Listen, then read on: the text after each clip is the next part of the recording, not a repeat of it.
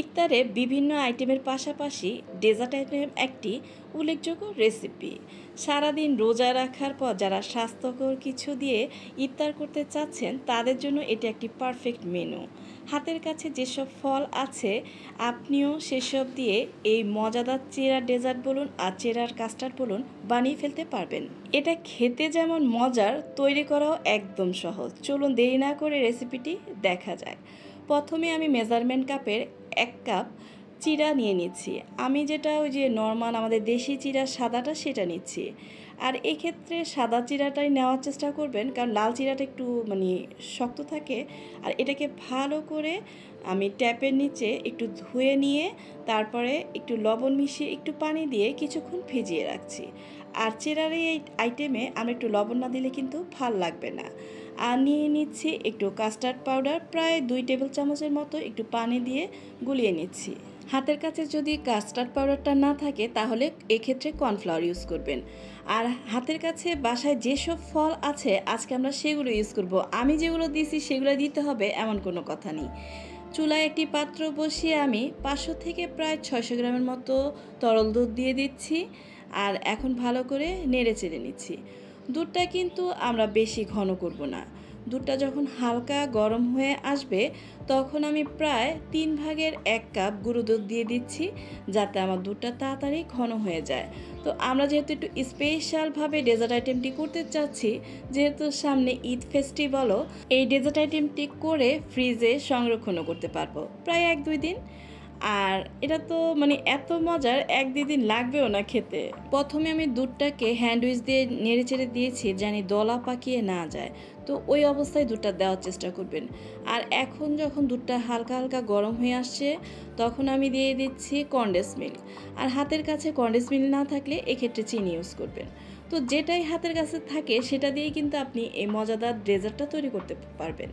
আর এখন দিয়ে দিচ্ছি ওই যে কাস্টার্ড পাউডারটা গুলিয়ে রেখেছি সেটা দিচ্ছি আর নেড়ে চেড়ে দিচ্ছি জানি দলা পাকিয়ে না যায়। তো এখন ভালো করে মিশিয়ে তারপরে আমি দুধটা একটু ঘন করে নিব। আর এই ক্ষেত্রে কিন্তু আমার এখন চুলার আঁচটা একদম লোতে থাকবে। তাই আস্তে আস্তে নেড়ে চেড়ে মিশিয়ে নিচ্ছি। আর কি পরিমাণ আপনি ঘন করতে চাচ্ছেন সেভাবে আপনি দিবেন। আমি কিন্তু বেশি আজকে পাতলা করব না। অনেকেই কিন্তু এই ডেজার্টটা পাতলা করেও করতে পারেন। আমি আজকে একটু ঘন করে দেখাচ্ছি, এই কারণে এটা বলবেন কি চিড়ার কাস্টার্ড না চিড়ার ডেজার্ট, আপনি নিজেই কনফিউজ হয়ে যাবেন। এটা এত টেস্ট। আমারটা হয়ে গিয়েছে, এখন আমি নামিয়ে নিচ্ছি। আমার হাতের কাছে বাসায় যেসব ফল ছিল আমি সেগুলো ছোট ছোট করে কেটে নিচ্ছি। আমি আপেলটাকে একটু দেখিয়ে দিচ্ছি, আর বাকি আইটেমটা আমি অফ ক্যামেরায় করে নিব। ছোট ছোট করে কেটে নিচ্ছি। আপনি যদি আপেল আরও ছোট করে দিতে চান, আরও মিহি কুচি, তো আপনার মতো করে আপনি কেটে দিবেন। আমি একটু খেজুর নিয়েছি, একটু সবুজ আঙুর নিয়েছি, কালো আঙুর নিয়েছি, স্ট্রবেরি নিয়েছি। তা এখন আমি মিশ্রণটি একটি বাটিতে ঢেলে দিচ্ছি। এবার ভিজিয়ে রাখা চিড়েগুলো দিয়ে দিচ্ছি। এই চিড়েগুলো এত সফট হয়, খাওয়ার সময় খুবই ভালো লাগে। আর চিড়ার ডেজার্ট যে এত মজার হয় বানালেই বুঝতে পারবেন। আর আপনার হাতের কাছে যা ফল আছে, আমি যে দিছি এগুলোই দিতে হবে এমন কোনো কথা নাই। আমি আপেলগুলোকে আগে দিয়ে দিলাম।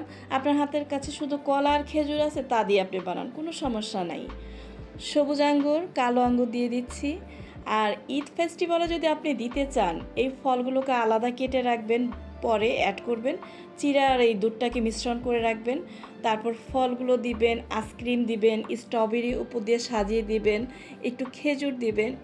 অতিথি যদি আপনার এই ডেজার্ট খেয়ে পাগল না হয়েছে, বলবে পায়েস দূরে থাক, আমার কাছে এই ডেজার্টই ভালো লাগছে। আর একে তো গরমের দিন, তারপর ঈদ ফেস্টিভ্যাল, তারপর যে কোনো দিনই হোক ইফতারের আইটেমে এটার কোনো তুলনাই হয় না। আর এটা এই একটা ডেজার্টই যথেষ্ট মন প্রাণ কলিজা ঠান্ডা করার জন্য।